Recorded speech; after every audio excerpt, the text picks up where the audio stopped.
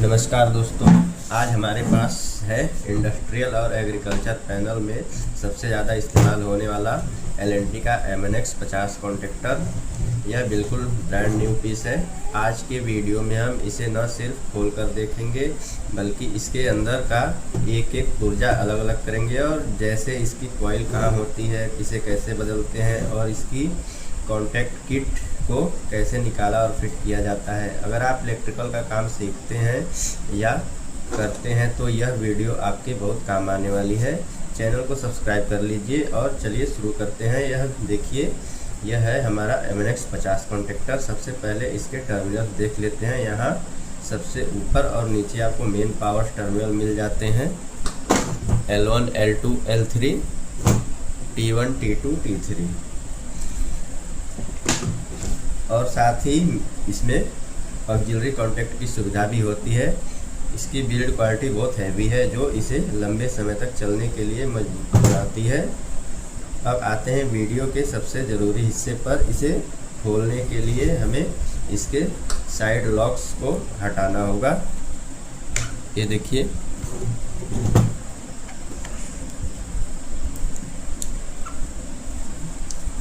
यह दो हिस्सों में अलग हो गया।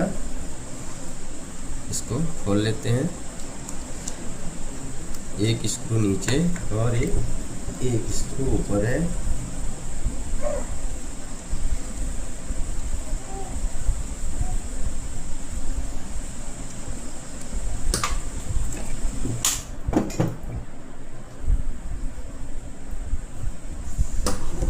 ये है इसका ऊपर का किट और नीचे से भी इसको खोल देते हैं।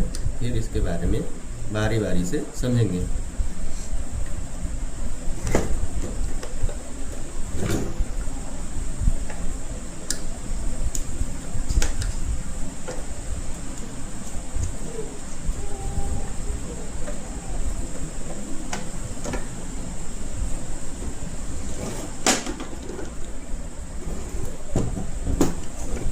पूरा कॉन्टेक्टर खुल चुका है।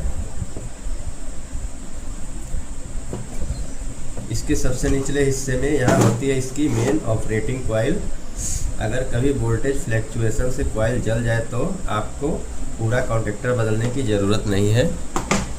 आप बस इस कॉइल को इस तरह बाहर निकाल सकते हैं और नई कॉइल को वापस उसी स्लॉट में फिक्स कर सकते हैं। ध्यान रहे कि कॉइल की स्प्रिंग अपनी सही जगह पर बैठे। ये स्प्रिंग जो है और ये जो कॉइल भी है, सेम नया कॉइल लेते हैं तो सेम इसी तरीके का आता है और जैसे निकालें ठीक उसी तरह लगा दें। कभी कभी होता है कॉइल पिघल जाता है, हीट होके निकलता नहीं है, तो उसको आराम आराम से निकालें, बॉडी ना डैमेज हो। वापस से इसको सेम इसी तरीके से लगाएंगे और इसको यहाँ पे सही तरीके से A1 A2 का जो टर्मिनल होता है इसको अच्छे से ऐसे बैठा देंगे। अभी इसमें सप्लाई देते हैं तो इसमें मैग्नेट बनने लगता है। अभी मैं वो भी दिखाता हूँ।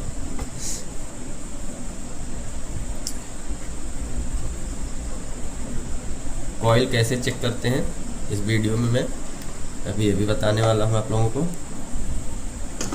220 वोल्ट सप्लाई से भी कॉइल को चेक किया जा सकता है।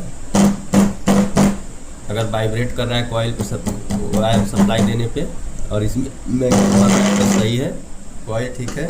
और इसको मल्टीमीटर से चेक करना चाहते हैं तो मल्टीमीटर से भी चेक कर सकते हैं। इसको यहाँ पे डायोड मोड पे लगाएंगे तो यहाँ पे दोनों टर्मिनल्स पे एक एक पिन लगाएंगे तो इसमें इसका जो रेंज दिखा रहा है 440 50 के आसपास आ रहा है, 40 ही आएगा। तो इससे कॉइल चेक कर सकते हैं। अब इसको आपस में से दिखाते हैं। इसमें जो स्प्रिंग है, जब ये कॉन्टेक्टर ऑफ रहता है तो ये स्प्रिंग इसको ऊपर की तरफ ढकेल के रखता है ऐसे, और किट इसका अलग अलग होता है। तो जो सप्लाई इनपुट पे होता है आउटपुट पे सप्लाई नहीं ट्रांसफ़र हो पाता है। जैसे ही कॉइल के अंदर सप्लाई जाता है तो इसमें मैग्नेट बनता है और ये स्प्रिंग को होते हुए भी इसको ऐसे नीचे खींच लेता है। देखिए ऐसे इस तरीके से स्प्रिंग हटा दिया हूँ मैं। उसके बाद से जो सप्लाई इनपुट पे होता है इस किट से होते हुए आउटपुट पे सप्लाई मिल जाता है। तो मैं इसको अभी पहले बंद कर लेता हूँ, फिर आगे किट के बारे में बताता हूँ।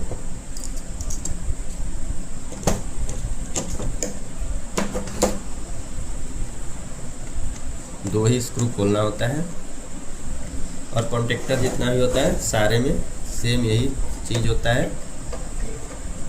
किसी दूसरे कंपनी का है तो हो सकता है फिटिंग थोड़ा अलग हो उसका। बाकी यहाँ पे देखिए नीचे वाला हिस्सा पूरा लग चुका है, जो ऊपर वाला है।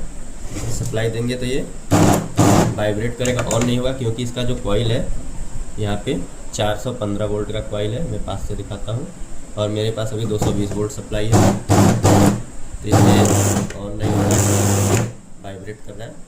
तो मैं सप्लाई यहाँ से बंद करता हूँ। अब आते हैं इसके किट पे। इसका जो किट है यहाँ पे देखें तो एक ही स्क्रू से ये टाइट रहता है। अगर कभी किट ख़राब हो जाता है तो इसको इस तरीके से खोल के, एक ही किट मैं अलग करूँगा, सारा नहीं। इसका किट भी अलग से मिल जाता है। ये देखिए एक किट अलग हो गया। इसके अंदर ये सिल्वर होता है, चांदी।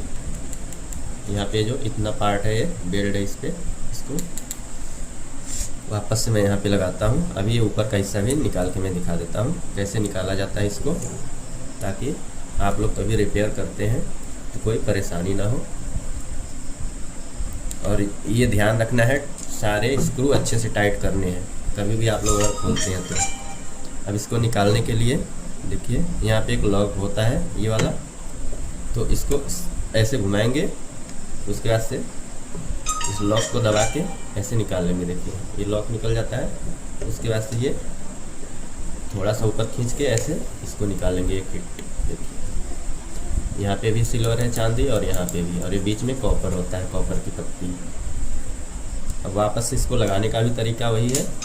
इसको थोड़ा सा खींचेंगे हाथ से, ऐसे ये ऊपर हो जाता है। खींचने पे स्प्रिंग लगाए इसके अंदर, खींच के इसके अंदर ऐसे किट को लगा देंगे। उसके बाद से ये लॉक होता है, इसको खींचेंगे और इसके अंदर ठीक ऐसे लॉक भी लगा देंगे, तो ये अच्छे से लॉक सेट हो जाएगा। तीनों किट सेम इसी प्रोसेस से निकलेगा। और वापस से इसको पैक करने के लिए ऊपर से कवर रख के दोनों स्क्रू लगा देंगे, तो ये कॉन्टेक्टर पैक हो जाएगा। तो दोस्तों इस तरह आप L&T MNX 50 कॉन्टेक्टर की सर्विसिंग, कॉइल और किट चेंजिंग घर या शॉप पर ही आसानी से कर सकते हैं। अगर आपको यह प्रैक्टिकल वीडियो पसंद आया हो तो इसे लाइक और शेयर ज़रूर करें। कोई सवाल हो तो कमेंट में पूछें। मिलते हैं अगली वीडियो में, तब तक के लिए धन्यवाद।